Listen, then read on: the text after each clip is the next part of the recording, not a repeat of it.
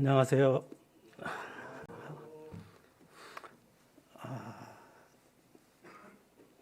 올라오는 게 되게 높습니다. 어, 제가 아침마다 계단 오르기를 하고 있거든요. 계단 오르기를 한 30분 정도 하면은 한 2,000보 정도가 되더라고요. 근데 이제 제일 최고층에 25층에 이렇게 올라가서 저쪽 대관령 쪽으로 보면은 어느 이제 공터가 있는데 운동장 같이 거기에 이제 한 30여 명이 항상 한 7시 10분부터 7시 20분 정도까지 항상 모여 있는 거예요. 오늘 새벽에도 엄청 추웠잖아요. 그래서 저는 계단 오르기 할 때도 춥거든요.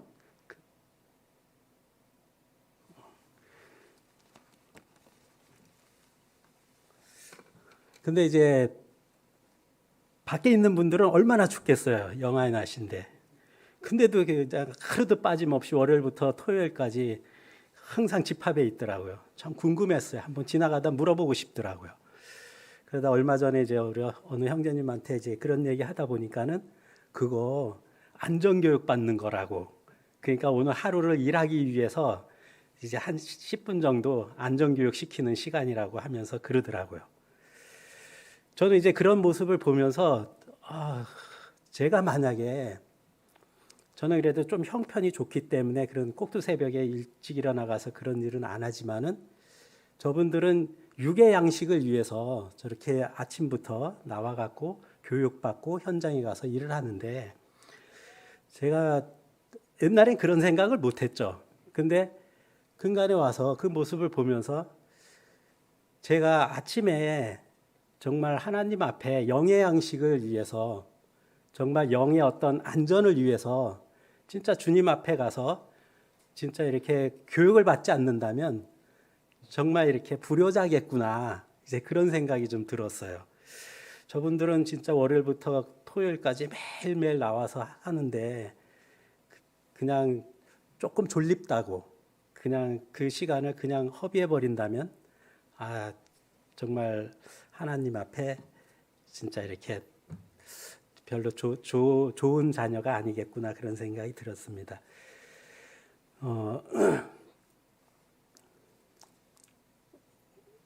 저는 이제 근간에 이런 생각을 좀 해봤습니다. 내가 지금 영적으로 얼마나 지금 자라가고 있는가, 자랐는가. 우리가 이제 사람들끼리 얘기하다가 보면 운동장을 이렇게 보다 보면은 와, 내가 옛날에 초등학교 다녔던 그 운동장이 지금 가보니까는 굉장히 작게 보이더라. 손바닥만하게. 근데 우리 어렸을 때 그 운동장에 가보면은 정말 종합경기장만큼 컸잖아요.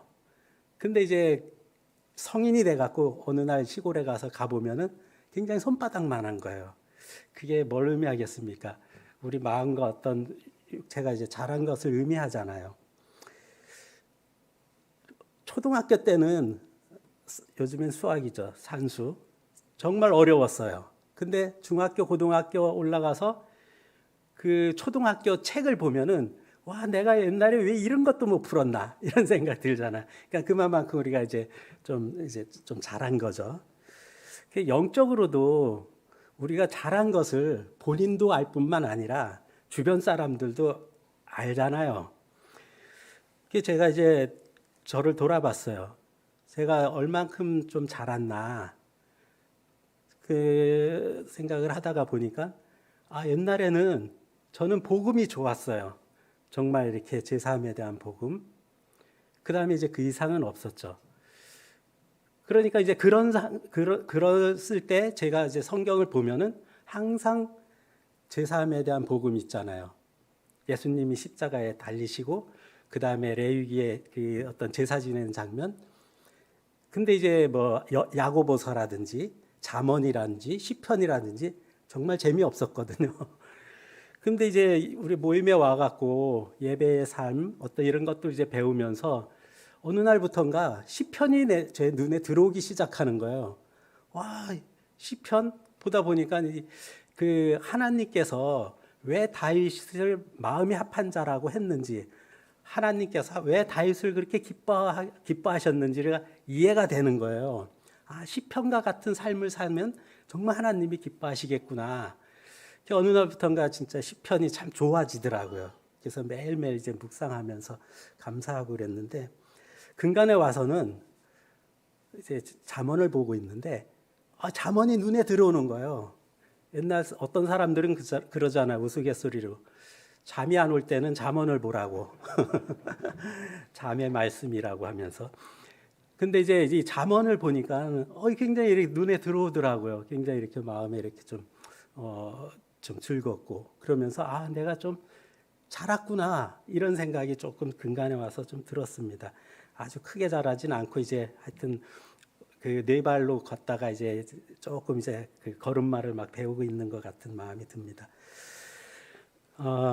우리가 구원을 받고 나서 이제 보통 천국에만, 이제 제 상태를 보면은 옛날에는 구원받고 나서 천국에만 머물러 있었죠. 난 천국 간다, 이제 어떤 보장이 돼 있으니까.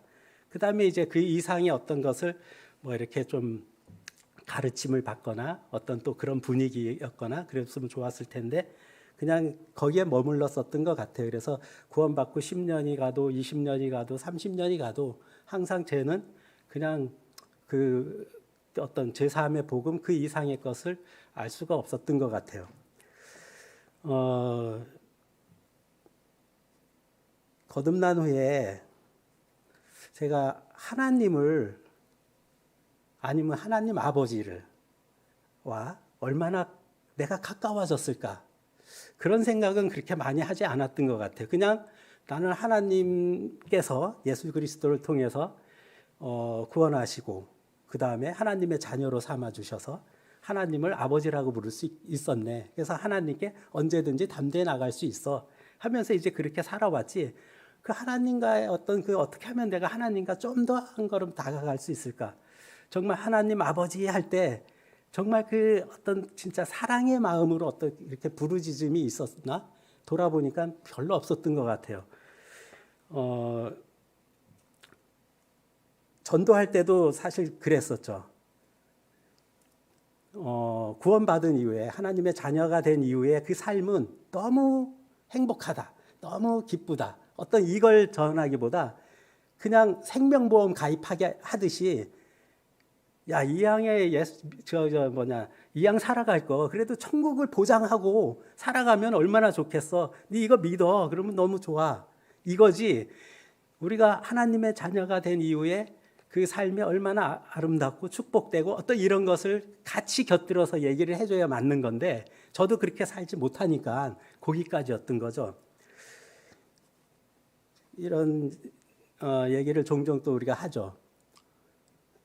내가 구원을 좀 늦게 받았으면, 좀 더 나중에 받았으면, 내가 하나님을 진짜 젊었을 때 만나지 않고 진짜 죽음 앞에 놓였을 때 아주 그 마지막 순간에 했으면은, 만났으면 더 좋았을 텐데. 그러니까 왜냐면은 우리가 이 세상에서 진짜 누려볼 것도 못 누려보고 좀 즐겨보지도 못하고, 어렸을 때, 청년 때, 아니면 주일학교 때 이렇게 젊었을 때 구원받은 사람들 대부분인지 모르겠지만 저는 그런 생각 종종 했어요. 아, 내가 왜 학창 시절 때 예수님 만났나? 한참 진짜 이렇게 세상에 대한 유혹 같은 게 막 있을 때 그런 갈등들이 있잖아요. 근데 어느 날 이런 생각이 듭니다. 그게 진짜 옳은 말인가? 예수님의 제자들도 그런 생각을 했을까? 사도들도 그런 생각을 했을까?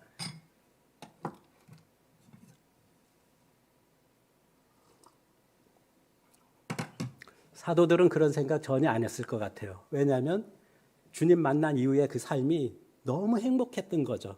정말 죽음 앞에서도 순교하고, 그런 옆 사람이 진짜 죽어가는데도 불구하고 정말 그 주님의 길을 걸어갔잖아요. 그러니까 이제 제가 그런 생각을 갖는다라는 것은 그만큼 정말 주님으로부터 오는 어떤 그 축복된 그 삶을 누리고 있지 못하는 거잖아요. 그런 어떤 제 모습이 좀 보여지더라고요.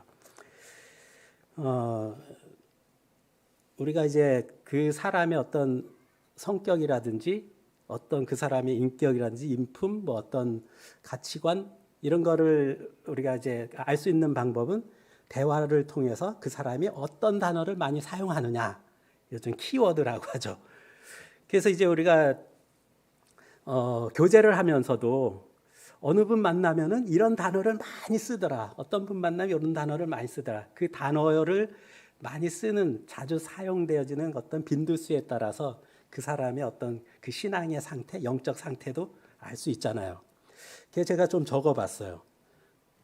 구원, 제사함, 영생, 거듭남, 천국, 부활, 하나님, 아버지, 예수님, 성령님, 은혜, 사랑, 교회, 종, 말씀, 기도, 전도, 교제, 사귐, 친밀함, 성장, 성화, 경건, 거룩, 믿음, 순종, 성령 충만, 찬양, 감사, 예배, 영광, 기쁨, 평강, 행복.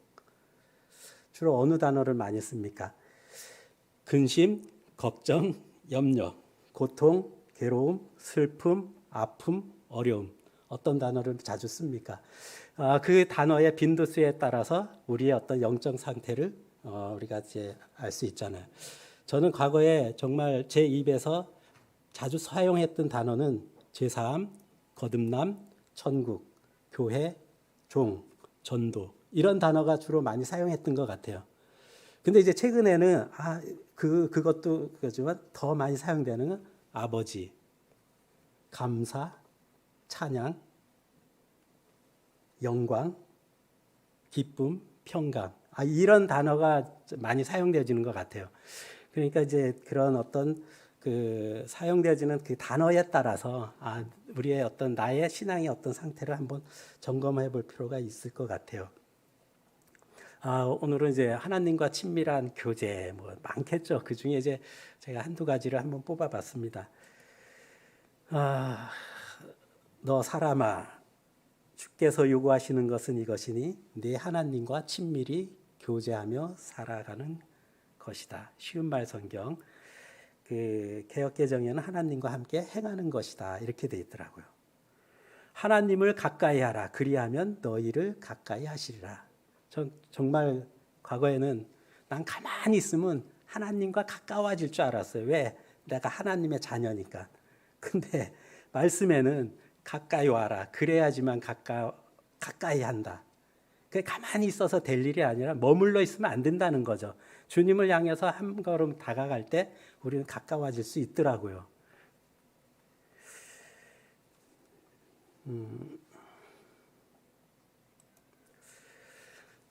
그래서 하나님께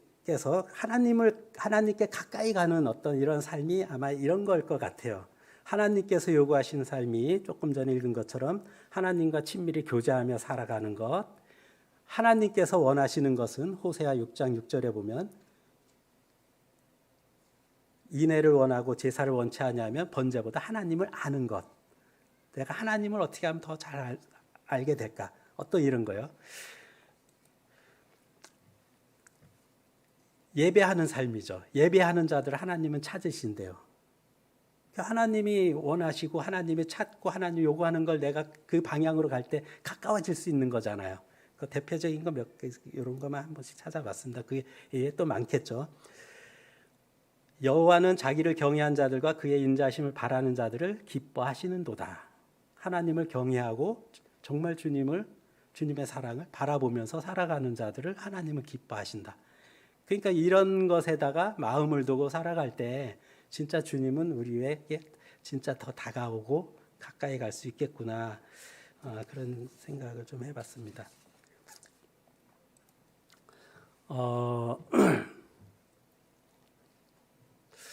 요즘 그 학생 젊은 청년들은 엄마 뭐 자주 하겠죠.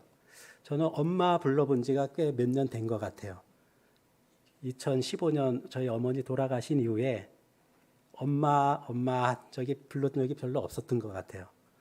지금 아버지는 계시기 때문에 아버지는 자주 부르거든요. 아버지, 아버지. 오늘도 아버지 전화하고 그랬는데, 근데 이제 우리 어머니한테는 엄마라고 많이 표현했는데 우리 아버지한테는 아빠라고 한 적이 없었던 것 같아요. 저희 세대는 사실 또 어렸을 때부터 아빠라는 게 제 기억으로는 한참 제가 그 한 중학교, 고등학교 때 어린애들이 아버지를 아빠 부르는 걸 들었던 것 같아요. 그러니까 저희 세대 때는 저 시골에 있을 때는 보통 아빠라고 안 하고 아버지라고 많이 했는데 요즘에는 그렇지만은 주변에 보니까 제 나이 또래 되는 사람도 지금도 얘기하다 보면 우리 아빠가 이렇게 얘기하는 사람도 있더라고요. 그래서 근데 그분들은 대부분 저 시골에 있는 분이 아니라 어렸을 때 이 도시에 살았던 어떤 그런 사람들이 보통 그런 것 같던데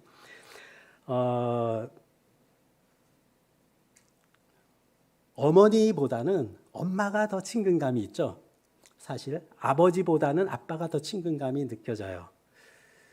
그 어린아이가 태어나갖고 아장아장 걷다가 막 그 아버지는 언제 우리 아이가 아빠라고 부를까 하고 막 기대하다가 넘어지다가 해도 아빠라고 했네 하면서 막 좋아. 그러니까 그렇게 사모가 되잖아요. 우리 아이가 내 자식이 나보고 아빠라고 불러주기를 너무 원하잖아요. 하나님께서도 우리가 정말 하나님을 아빠라고 부르기를 정말 매일매일 기다리실 것 같아요. 그런 마음 들고요. 저는 이제 교회를 사실 초등학교 때부터 다녔습니다. 초등학교 때 교회 가니까는 성경을 읽고 기도하고 하는데 그 창조주이신 분을 갖다 하나님이라고 부르는 거예요. 그래서 하나님이라고 하는구나. 처음에는 어색했죠. 근데 자꾸 이제 옆에 사람들 얘기하고 듣고 막 하다 보니까 나도 어느 날부터 자연스럽게 하나님 하더라고요. 기도할 때도 하나님.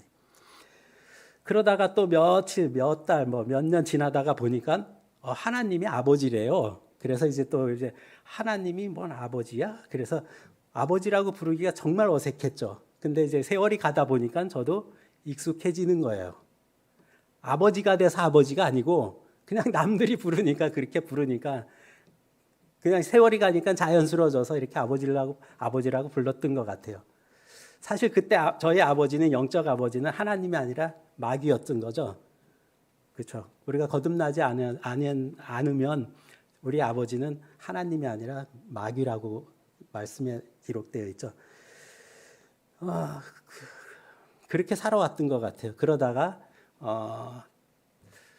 1983년도에 이제 예수님이 나를 위해서 십자가에 흘리신 것이 나의 모든 죄를 씻어주기 위함이었고 나를 하나님의 자녀로 삼기 위한 거였구나. 이런 것을 이제 알게 되면서 비로소 아버지의 관계가 성립이 됐던 거죠. 그렇지만 제가 이제 아버지의 관계가 성립은 됐지만 아버지하고 그렇게 친하지는 않았던 것 같아요.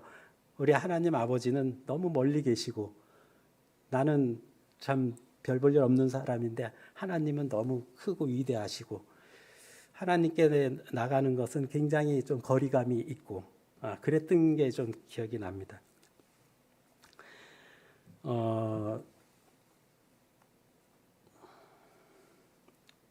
성경에 보면은 하나님, 아버지, 그 다음에 또 거기 아빠라고 나오죠. 그 하나님을 아빠라고 부른 게 성경에 몇 번 나오는지 아세요? 그거 한번 세어본 적 있나요?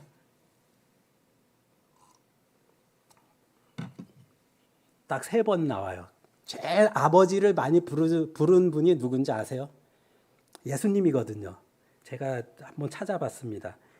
성경에 아버지, 그 아버지는 하나님도 가리키지만 육신의 아버지 그런 표현도 있는 걸 다 어쨌든 합해서 1030번이 있는데 그중에 요한복음에 161번이 나오고 17장에 40번이 나오더라고요. 요한복음의 아버지는 아마 예수님이 대부분 불렀던 것 같아요.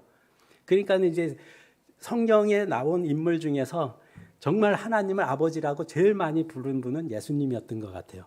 그러니까 예수님이 2000년에 오셨을 때 아버지 뭐 그러니까는 그 유대인들이나 제사장들, 바리새인들 이런 사람들은 굉장히 노했잖아. 참나마도다 하면서 막 하나님을 모독한다. 이 교만한 놈 하면서 뭐 그래서 결국은 예수님이 아주 그냥 그 눈에 가시같이 보였겠죠. 자기들은 수십 년 동안 정말 하나님 믿어도 하나님 아버지라고 부르기가 정말 버거웠는데 예수님은 너무 쉽게 완전히 이렇게 부르니까 너무 친근하게 부르니까는. 그래서 이제 성경에 이제 한 3번 정도 나오는데 아빠라고 부르는 게요. 제일 먼저 사용한 분이 예수님입니다. 그 마가복음 14장 36절에 보면 이르시되 아빠 아버지여 아버지께는 모든 것이 가능하오니 이 잔을 내게서 옮기시옵소서. 그러나 나의 원대로 마시옵고 아버지의 원대로 하옵소서 하시고, 정말 예수님은 하나님을 아버지라고만 부른 게 아니라 아빠라고 불렀던 거죠. 아마 성경에 기록된 건 여기 하나지만은 아마 예수님이 산에 올라가서 혼자 이렇게 기도하실 때마다 아빠 아빠 이렇게 불렀을 것 같아요. 그러니까 그만큼 예수님과 하나님의 사이는 얼마나 가까운지, 우리는 그 두 분의 그 관계, 어떤 그런 깊은 관계만큼은 따라갈 수는 없지만은 어쨌든 예수님은 우리가 예수님을 닮아가야 되잖아요. 그냥 많은 것 중에 닮아가야 할 게 하나님을 얼마만큼 진짜 친근하게 아빠라고 부를 수 있는지, 그런 것도 우리는 닮아가야 되겠더라고요. 예수님은 하나님을 부를 때마다 사랑하는 아버지, 나의 아버지, 이런 걸 많이 부르고 있잖아요. 유대인들은 감히 한 번도 사용할 수 없었는데.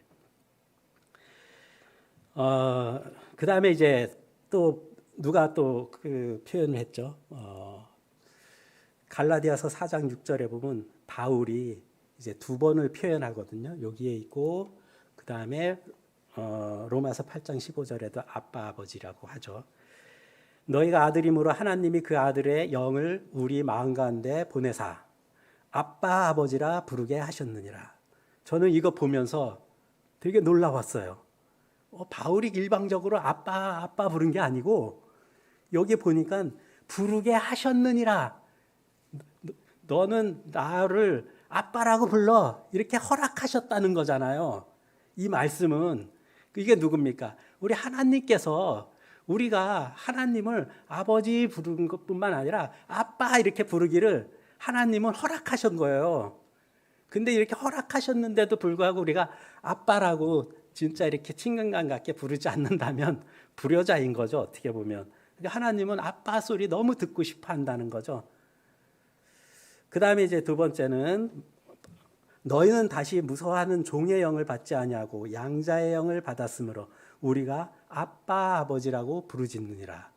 바울은 정말 아빠 아빠 부르짖으면서 살았던 것 같아요. 그러면 저는 이제 제가 진짜 하나님 앞에 나갔을 때 하나님을 많이 부르는가, 아버지를 많이 부르는가, 아빠를 많이 부르는가, 저는 하나님이 더 많았던 것 같아요. 주님. 그러니까 그만큼 우리 육신의 아버지, 시골에 계신 제 아버지를 아버지라고 부르는 횟수만큼은 아닌 것 같아요. 주님 아버지가 많지. 근데 하나님은 정말 아빠, 아버지 이렇게 부르기를 정말 기다리시는구나. 그래서 요즘에는 이제 기도할 때 일부러 아빠라고 이제 부르기도 하는데 그렇습니다. 근데 사실 우리가 하나님, 아버지, 아빠 이렇게 불러도 그게 진짜 어떤 겉으로 그냥 건성으로 부르는 거냐, 마음 중심에서 올라오는 정말 사랑의 목소리냐, 정말 하나님은 마음 중심을 진짜 꿰뚫고 계시는 분이잖아요. 예수님이 하나님을 아버지, 아빠 부를 때와 우리가 하나님, 아버지, 아빠 부를 때는 차원이 아마 다를 것 같아요. 그러니까 이제 평소에 어떤 관계를 유지하면서 살아가느냐에 따라서 그 아빠라고 할 때 어떤 그 친근감은 다르겠죠. 그러니까 그냥 내 맘대로 막 살다가 하나님 아버지 이렇게 부르는 것과 내가 매일매일 진짜 주님과 함께 동행하고 그 다음에 하나님께 감사하고 뭔가 이렇게 하나님의 임재를 느끼고 의식하고 뭔가 마음과 마음을 서로 교감하면서 하다가 아버지 부를 때하고는 차원이 다르겠죠. 이제 주님은 정말 후자를 더 기뻐하시고 기다리실 것 같아요. 하나님은 정말 우리와 말벗이 되고 싶어 하시잖아요. 저는 이제 우리 모임에 와갖고 우리 박용식 형제님하고 교제 많이 하는데 박형정님께서 이런 얘기를 많이 하셔요. 하나님께서 말을 걸어올 때가 있다. 말을. 저는 그게 말을 걸어온다. 좀 이해는 되지만 말을 걸어온다. 참 좋은 말이긴 한데 저게 정말 성경에 있나? 하고 좀 궁금했어요. 잠언에 보니까 나오더라고요. 내 아들아 내 아비의 명령을 지키며 내 어미의 법을 떠나지 말고 그것을 항상 내 마음에 새기며 내 목에 매라. 그것이 내가 다닐 때에 너를 인도하며 내가 잘 때에 너를 보호하며 내가 깰 때에 너와 더불어 말하리니. 주님의 명령과 법 이런 건 이제 구약에서 명령, 규례, 율법 이런 건 말씀이겠죠. 통틀어서 정말 말씀을 하나님의 말씀을 내 마음에 지키고 마음에 떠나지 말고 간직하고 마음에 새기고 정말 목걸이 매듯이 정말 목에 달고 다닌다면 그렇게 될 때 내가 다닐 때 너를 인도하고 너를 보호하며 잠잘 때도 보호하신다. 내가 깰 때 너와 더불어 말한다. 서로 말한다. 그런 거잖아요. 그래서 이 구절을 다른 성경으로 한번 번역본 봤습니다. 쉬운 말 성경에 보면 내가 깨어 있을 때는 그것이 내게 말을 걸어 조언해 줄 것이다. 그런 거예요. 와, 이거 보니까 눈이 번쩍 뜨이더라고요. 내가 하나님의 말씀을 늘 묵상하고 생각하고 있다가 보면은 하나님께서 말을 걸어 오시는구나. 그럼 말을 걸면서 그것이 끝나는 게 아니라 내게 필요한 말씀을 조언해 주실 것이다. 이렇게 돼 있더라고요.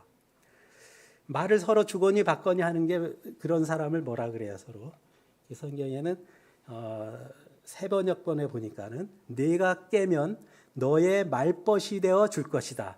말벗이더라고요. 와, 하나님과 내가 말벗이 되면 얼마나 행복하겠어요. 여러분들 저기 첫사랑 해보셨나요?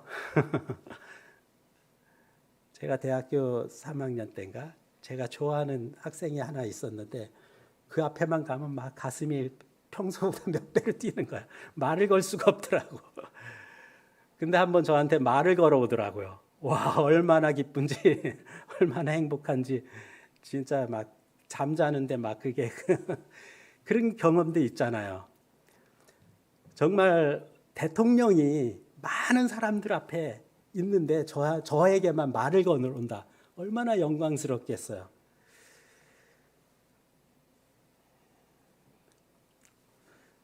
정말 굉장히 어떤 유명한 인사가 저 다른 사람 많은데 해치고 나와서 저한테 딱 말을 걸어온다. 한번 상상해 보세요. 굉장히 흐뭇할 거 아니에요. 그렇죠? 심장이 멎을 것 같고 가슴이 벅차고. 근데 하나님께서 저에게 말을 걸어올 때 우리는 과연 그런 감정인가? 전 그렇게 한번 좀 돌아봤어요.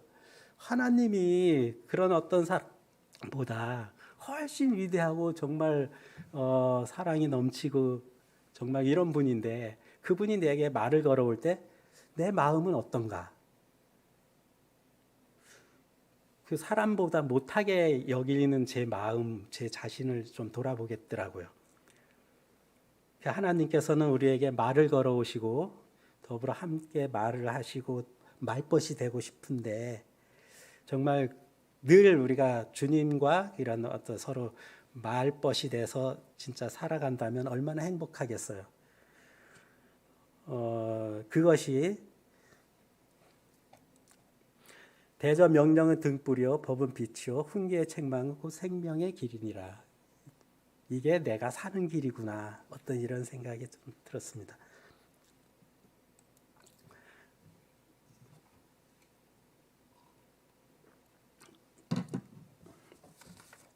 그래서요.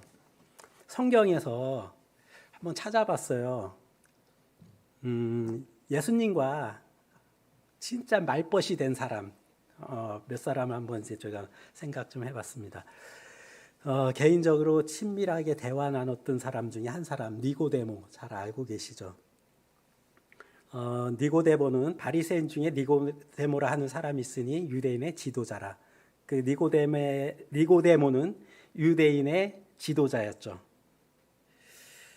그냥 뭐 평범한 지도자가 아니라 뭐 찾아보니까는 그 당시에 뭐 유대인의 최고 종교 회의의 뭐 어떤 뭐 회의 기관 중에 회원이었다. 사내들인 공회의 의원이었다. 뭐 이렇게 또 표현하고 그 다음에 또 어디 그 밑에 이렇게 살펴보면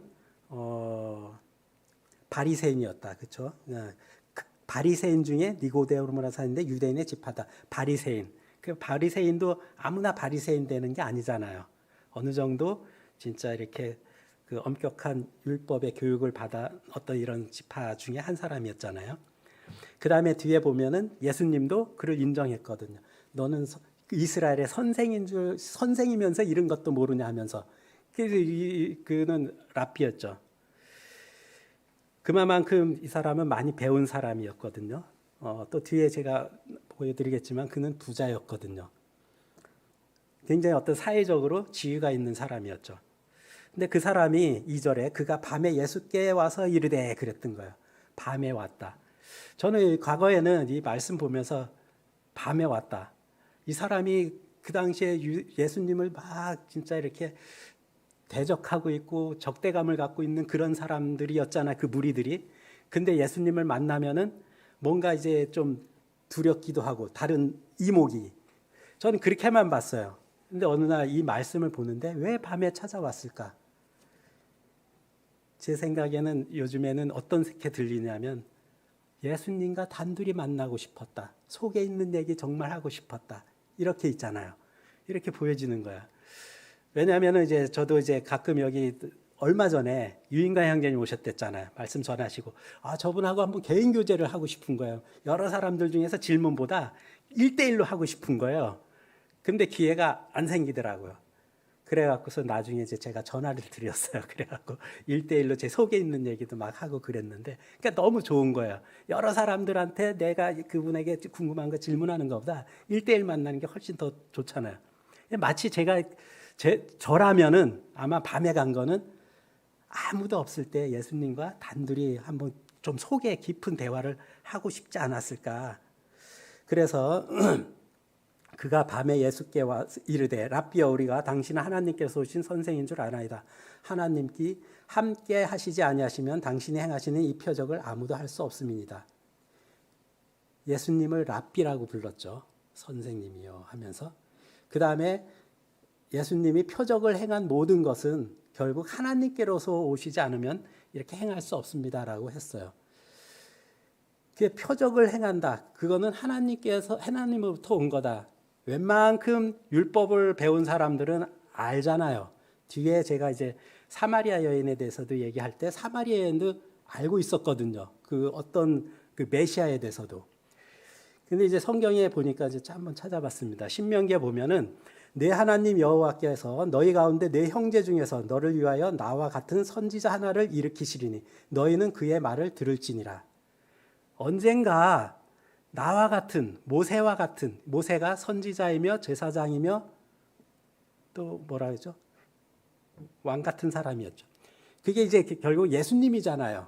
그 예수님이 오시는데 그리스도 메시아가 오는데 너희가 그분이 오면은 그의 말을 들어라 그런 거잖아요. 예언. 그다음에 이제 이사야서 35장에 보면 겁내는 자들에게 이르기를 굳세어라 두려워 말라 보라 너희 하나님이 오사 보복하시며 갚아주실 것이라. 하나님이 오사 너희를 구하시리라 하라. 그때에 맹인의 눈이 밝을 것이며 못 듣는 사람의 귀가 열릴 것이며 그때는 저는 자는 사슴같이 뜰 것이며 말 못하는 자의 혀는 노래하리니 이는 광야에서 물이 솟겠고 사막에서 시내가 흐를 것이니라. 누가 맹인의 눈을 떴고 못 듣는 귀를 열게 했고 저는 자 정말 절름발이 앉은뱅이를 누가 뛰게 했고 말 못하는 정말 벙어리를 누가 말하게 했나요? 2000년 예수님이었잖아요. 그 예수님이 이렇게 오시면 메시아가 오면 이런 표적을 행할 거라고 이제 예언하고 있는 거였죠. 그걸 이제 예수님이 누가복음에 보면은 이렇게 표현했죠. 선지자의 이사야 글에 보면 똑같은 얘기하죠. 여기. 그러니까 예수님도 이사야 글을 갖고서 주의 성령이 내게 임하셨으니 이는 가난한 자에게 복음을 전하게 하시려고 내게 기름을 부으시고 나를 보내사 포로된 자에게 자유를, 눈먼 자에게 다시 보게 함을 전파하며 눌린 자를 자유롭게 하고. 그 내용이 이사야서 61장에 나와 있는 말씀이었거든요.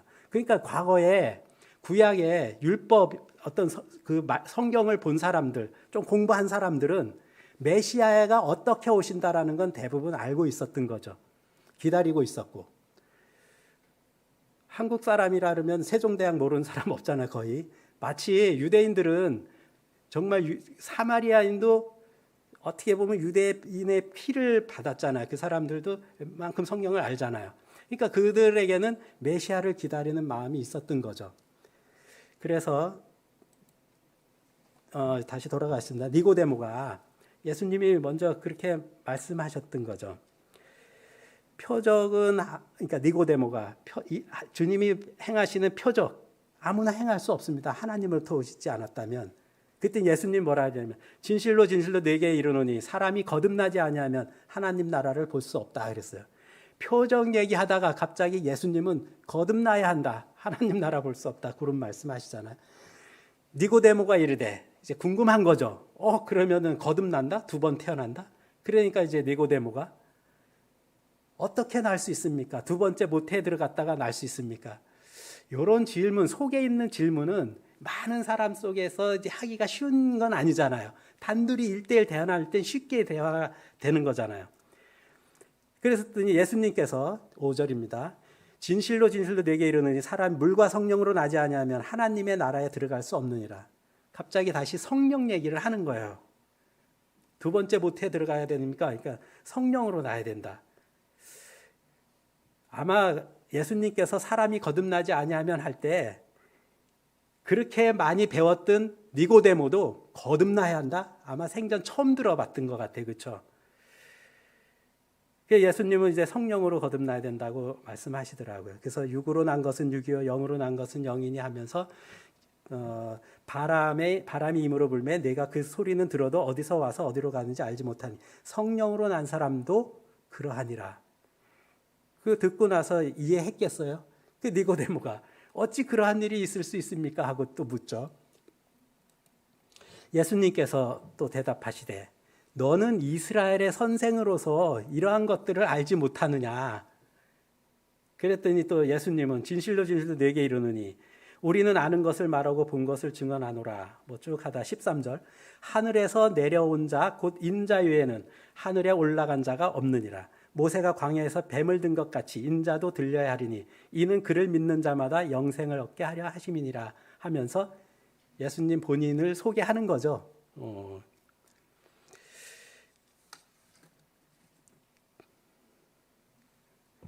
그러면서 이제 니고데모하고 이렇게 대화를 하는 장면 중에서 진짜 우리가 좋아하는 그 구절이 나오잖아요.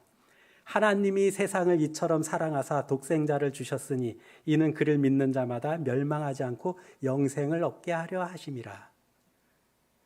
자, 여기까지 들었을 때 니고데모는 구원 받았을까요? 안 받았을까요? 제가 한번 볼게요. 요한복음 3장 16절 말씀 갖고 이제 구원의 확신을 얻으신 분 계세요? 아무도 한 분 계시네요. 저는 이거 주님과 이렇게 그런 대화를 나누면서 그 마음에 니고데모 마음에 믿음이 생겼을 것 같아요. 근데 그 뒤에 보면은 이제 니고데모의 어떤 행적을 보면 확신할 수가 있죠. 그러니까 이제 저는 이 말씀 지금 이 내용을 보면서 어떤 마음이 드냐면 예수님과 니고데모의 그 대화 있잖아요. 와, 얼마나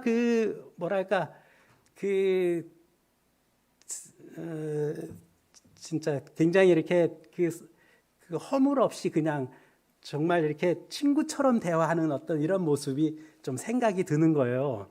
그러면서 솔직하게 모르면 모른다, 알면 안다 하는 걸 그대로 주님께 이야기 오고 가고 하다가 보니까 어느 순간에 16절 가서는 마음에 영생이 믿어지는 거죠. 그래서 이제 처음에는 예수님을 랍비라고 봤죠. 그 다음에는 메시아라고만 생각했죠. 그가 오실 예수. 근데 나중에는 독생자 예수, 이분이 그리스도시구나. 아마 그래서 영생이 마음에 이루어진 것 같은데 제가 그 뒤에 한번 보겠습니다.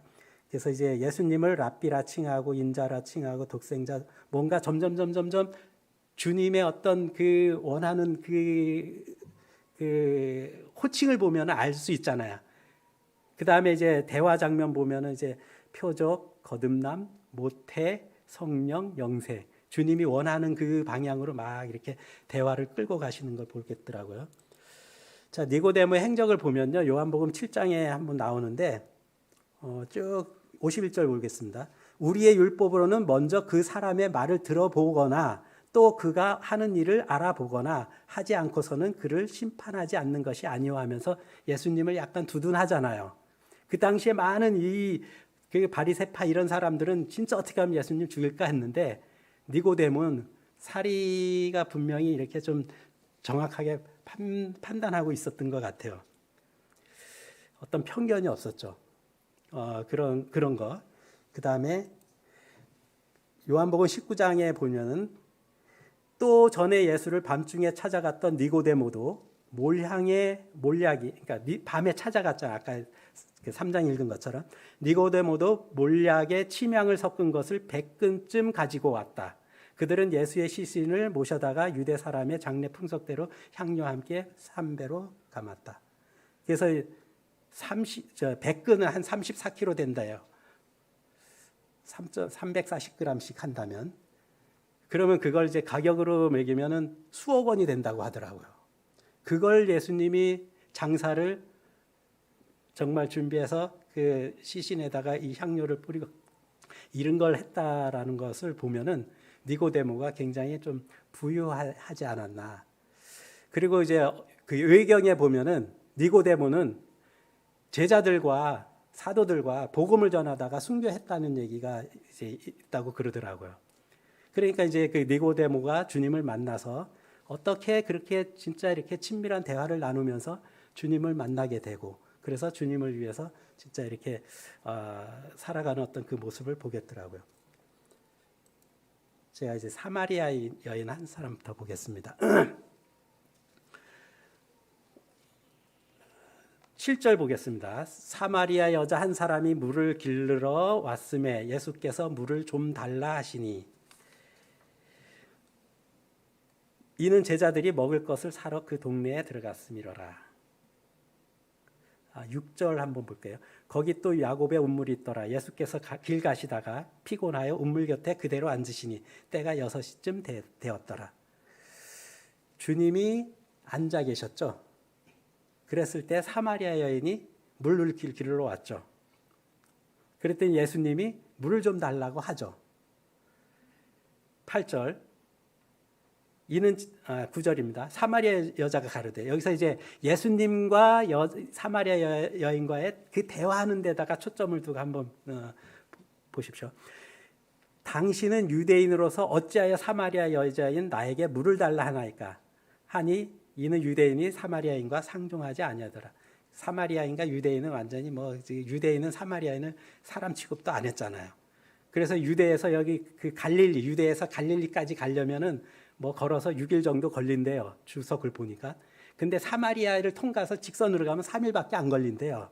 근데 대부분 유대인들이나 그 갈릴리 사람들은 사마리아 사람들하고 마주칠까봐 삥 둘러서 6일 동안 간다고 그러더라고요. 근데 예수님은 어느 길을 선택했냐면 사마리아인을 통과한 거죠. 사마리아인 만나고 싶었던 것 같아요.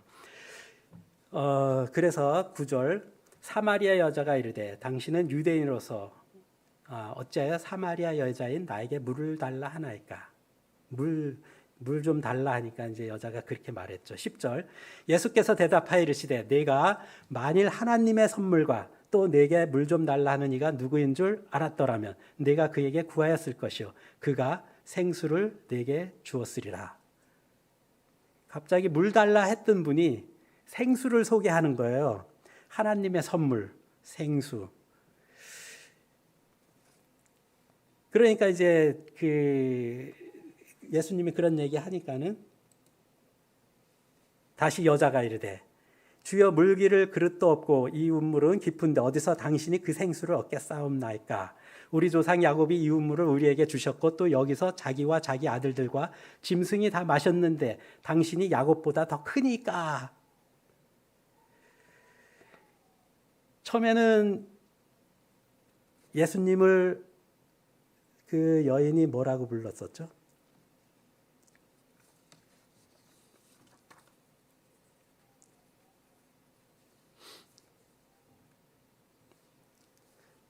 예수님은 유대인이라고 생각했잖아요. 그냥 유대인. 근데 이제 조금 더 접근해서 그럼 당신은 야곱보다 더 크냐? 야곱도 알았잖아요. 야곱이 어떤 사람인지. 그 13절 예수께서 대답하시되 이르시되 이 물을 마신 자마다 다시 목마르려니와 내가 주는 물을 마시는 자는 영원히 목마르지 아니하리니 내가 주는 물은 그 속에서 영생하도록 솟아나는 샘물이 되리라. 뭐 대화를 주거니 받거니 막 하다 보니까 예수님의 목적지는 영생이었죠. 또 영생까지 간 거예요. 그때 여자가 이르되 주여 그런 물을 내게 주사 목마르지도 않고 또 여기 물 길러 오지도 않게 하옵소서. 처음에는 예수님이 물 줄 달라 그랬는데 이제 누가 물 달라 그래요? 여자가 물 달라고 하잖아요. 그렇게 이제 대화가 이렇게 진행이 되어지는 걸 보겠더라고요. 갑자기 물, 영생 얘기하다가 갑자기 이제 화제를 바꿔서 예수님이 그러시죠. 이르시되 가서 네 남편을 불러와라. 여자가 대답하여 이르되 나는 남편이 없나이다. 예수님께서 이르시되 네가 남편이 없다는 말이 옳도다. 너에게 남편 5이 있었고 지금 있는 자도 네 남편이 아니니 네 말이 참되도다. 하여튼 어떻게 보면 대화가 뒤죽박죽인 것 같은데 이렇게 쭉 해나가는 걸 참 보겠더라고요. 19절 여자가 이르되 주여 내가 보니 선지자로서이다. 처음에는 유대인의 한 사람, 두 번째는 야곱보다 더 크냐, 세 번째는 그럼 당신은 선지자입니까? 그 선지자 그러면 이제 아까 얘기했던 우리 이사야서나 그 신명기 거기에서 나왔던 메시아 이런 게 이제 점점점 떠오르는가 봐요. 예수께서 이르시되 여자여 내 말을 믿으라. 이 산에서도 말고 예루살렘에서도 말고 너희가 아버지께 예배할 때가 이르라. 23절 아버지께 참되게 예배한 자들은 영과 진리로 예배할 때가 오나니 곧 이때라. 아버지께서 자기에게 이렇게 예배한 자들을 찾으시니라. 하나님은 영이시니 예배한 자가 영과 진리로 예배할지니라 하면서 영생 예배 이렇게 주님이 그 여인에게 이야기하는 것을 보겠더라고요. 비로소 여자가 알게 된 거죠. 메시아 곧 그리스도라는 이가 오실 줄을 내가 아노니 그가 오시면 모든 것을 우리에게 알려주시리라. 처음에 물로 시작했다가 이젠 메시아 그리스도까지 여자 입에서 나오는 거죠. 예수께서 이르시되 내게 말하는 내가 그라 하시니라. 그 메시아가 바로 나야 할 때 그 여자의 마음에 그동안 정말 그 구약 성경에 나와 있던 메시아를 기다렸던 그 마음, 그 다음에 주님과 주거니 받거니, 그 다음에 남편 얘기하더니 선지자다 그러다가 하는데 내가 바로 그리스도라고 할 때 그 마음, 여인의 마음이 얼마나 북받쳤겠어요. 얼마나 진짜 감격스러웠겠어요. 그러니까 바로 여자가 물동이를 버려두고 동네로 들어가서 사람들에게 이르되 완전히 180도 바뀌었죠. 사람의 이목이 진짜 피하고 싶어서, 왜냐하면 남편이 많은 여자였었으니까. 그래서 6시, 우리 시간으로는 12시, 대낮에 사람들 없을 때 물 들어간 여인이었는데 물동이를 버려두고 사람들에게 이야기한다. 진짜 그 전까지 도저히 그 상상할 수 없었던 일이 벌어지는 거죠.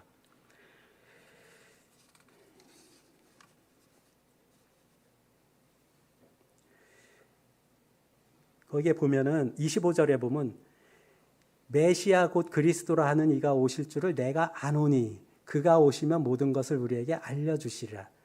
사마리아 여인도 메시아에 대해서 알고 있었던 거죠. 아까 제가 처음에 보여드렸던 신명기 이사야 이 말씀 다 대부분 유대인들은 알고 있었죠. 그 여인도 알고 있었죠. 그러다가 이제 그 메시아가 오면 그렇게 될 줄 안다 그랬는데 예수님이 내가 바로 내가 그리스도야 메시아일 때 와 그때 구원받는 날이죠. 얼마나 행복했겠어요. 전 그게 좀 생각이 들더라고요. 바로 물동이를 버려두고 가는 여인의 모습. 그 힘이 어디서부터 왔을까요? 처음엔 유대인, 야곱보다 더 크냐? 선지자? 아, 예수님, 그분이 그리스도시구나. 나를 구원한 자구나. 그랬을 때 그 마음에는 말할 수 없는 어떤 감격의 어떤 그 눈물, 어떤 이런 것이 북받쳐 올랐을 것 같아요. 그동안 자기 형편만 바라보고 살다가 주님을 만난 이후에 형편은 다 사라지고 진짜 주님이 원하시는 어떤 그 삶으로 뛰어드는 모습, 굉장히 좀 아름답더라고요.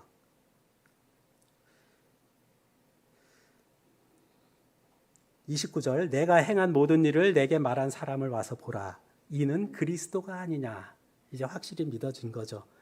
그들이 동네에서 나와 예수께로 오더라 해서 많은 사마리아인들이 오게 된 거죠. 처음에 정말 주님과의 대화는 물로 시작했다가 생수했다가 영생했다가 남편 얘기했다가 예배 얘기했다가 주거니 받거니 하는데 결국은 진짜 예수님이 그에게 그 사마리아 여인에게 주고자 했던 것이 그 마음에 이루어지는 모습을 보게 되잖아요. 저는 이 대화하는 장면을 보면서 하나님이 말을 걸어오신다. 하나님이 말벗이다. 이런 거 있잖아요. 우리가 기도할 때라든지 말씀을 볼 때 이런 식으로 본다면은 굉장히 진짜 이렇게 지루하지 않고 마치 사랑하는 사람과 대화할 때 주거니 받거니. 저는 옛날에는 말씀을 볼 때 하나님의 말씀을 일방적으로 나한테 주는 거, 기도는 내가 일방적으로 주는 게 아래는 거. 그러니까는 별 힘이 없더라고요. 근데 근간에 와서는 말씀을 갖고 주거니 받거니 해요. 마음속으로 질문하고 이게 무슨 뜻이죠? 그러면은 뭐 이렇게 주고받고 기도할 때도 말씀을 읽은 것 같다 주고받고 하니까 되게 좋더라고요. 그 다음에 이제 또 필요한 거 이제 간구하고 그러는데 그 뒤에 있었던 일이 더 재밌습니다. 여자의 말이 내가 행한 모든 것을 그가 내게 말하였다. 증언함으로 그 동네 중에 많은 사마리아인이 예수를 믿는지라. 사마리아인들이 예수께 와서 자기들과 함께 유하시기를 청하니 거기서 이틀을 유하시매. 여자의 이야기를 듣고 많은 사람들이 예수를 믿었죠. 근데 아마 거기서 예수님을 믿는 거는 좀 약간 이제 좀 덜 믿은 거, 한 선지자 정도 이런 느낌이 들어요. 뒤에 말씀 보면 사마리아인들이 예수께 와서 그래서 사마리아인들이 예수님께 와서 자기들과 함께 유하시기를 청하니 저는 이 구절이 예수님이 이 말을 들었을 때 얼마나 기뻤을까. 진짜 주님이 듣고 싶었던 그 말이지 않았을까. 예수님, 저 예수님과 함께 하면서 예수님 말씀 더 듣고 싶어요. 이런 거잖아요. 그때 예수님은 이틀을 거기서 더 계신 거죠. 그러니까 예수님께서 어떻게 해서든지 하나님의 말씀을 우리에게 막 주고 싶었는데 사마리아인들이 스스로 나와서 예수님 여기 더 계세요. 더 말씀 듣고 싶습니다. 그때 예수님은 정말 이틀을 더 하면서 정말 주님의 말씀을 하나님 말씀을 더 선포하죠. 41절 예수의 말씀으로 말미암아 믿는 자가 더욱 많아 그 여자에게 말하되 이제 우리가 믿는 것은 내 말로 인함이 아니니 이는 우리가 친히 듣고 그가 참으로 세상의 구주신 줄 알미라 하면서 그때 비로소 예수님과 이틀을 요하면서 말씀을 듣고 배우면서 친히 듣고 그가 참으로 세상의 구주신 줄을 정말 알게 되었다. 얼마나 좋습니까? 정말 친히 듣고 쉬운 말 성경에 보면 처음에는 당신의 말 때문에 믿었지만 이제는 그렇지 않소. 우리가 직접 그분의 말씀을 듣고 그분이야말로 세상의 구주이신심을 깨달았다. 정말 우리가 신앙생활을 하면서 참 그런 게 필요한 것 같아요. 주님의 말씀을 직접 듣는, 음성을 직접 듣는 어떤 그 시간들 있잖아요. 우리는 남의 이야기는 많이 듣지만 진짜 주님과 개인적으로 이렇게 말벗이 돼서 주고받고 할 때 진짜 우리 마음에 주님이 더 마음에 세워지더라고요. 저는 이 앞에 그 42절에 그 여자에게 말하되, 사마리아인데 여자에게 말했는데, 이제 우리가 믿는 것은 네 말로 인함이 아니야. 쉬운 말로는 처음에는 당신의 말 때문에 믿었지만 이제는 그렇지 않소. 저 그 얘기를 사마리아인이 들었을 때 좀 섭섭했을 것 같아. 그쵸? 기껏 와서 이제 했는데 모든 것은 다 예수님께 다 돌리잖아요. 아, 신앙이 이런 것이 아닌가 싶어요. 우리가 교회를 통해서 아니면 뭐를 통해서 막 우리가 도움을 입고 하지만은 우리 마음에 세워져야 할 분은 정말 예수 그리스도구나.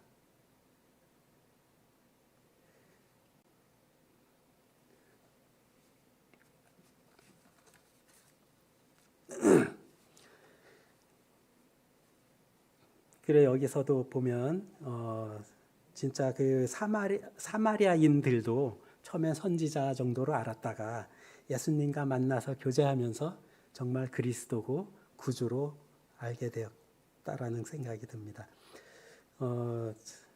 마무리하겠습니다. 하나님, 아버지, 아빠 어떤 생각이 드시는가요? 니고데모를 보면 진짜 또 사마리아 여인과 대화하는 예수님과의 어떤 그 대화 장면을 보면 아 나도 저렇게 대화를 해야 되겠구나. 기도할 때든지 성경을 볼 때든지 이렇게 주님과 진짜 이렇게 어떤 친한 벗처럼 정말 서로 주거니 받거니. 기도는 하나의 뭐 대화, 호흡이라고 하잖아요. 쉬고 내쉬고 들어 마시고 하는 거. 그래서 우리가 주님과의 어떤 그 관계가 진짜 그 서로 주거니 받거니 이럴 때 진짜 더 신이 나는 것 같아요. 주님이 말을 걸어오신다. 게으른 자여 내가 어느 때까지 눕겠느냐. 내가 어느 때 잠이 깨어 일어나겠느냐.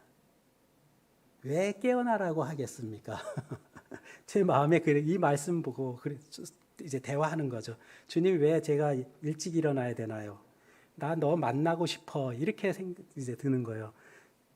그 말씀에 보면 하나님은 골방에서 문을 꼭 닫고 정말 은밀한 가운데 보시는 하나님과 기도하라고 하잖아요.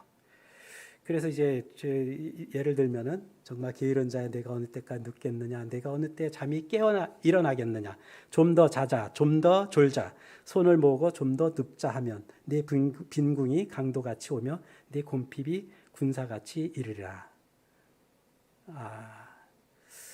진짜 우리가 정말 주님 앞에 진짜 좀 더 자야지, 좀 더 졸아야지, 좀 더 누워야지 하는 어떤 이런 게으른 마음이 결국은 우리를 빈궁하게, 곰핍하게 만드는 거구나. 우리의 영이 살찌고 정말 행복하고 정말 또 주님을 기쁘시게 하는 삶을 살려면 요 9절, 10절과 반대되는 행동을 하면은 주님이 기뻐하시겠다라는 생각이 듭니다. 오늘은 주님과 말벗 그런 관계로 우리가 신앙생활했으면 좋겠다는 생각이 들어서 말씀 전했습니다. 마치겠습니다.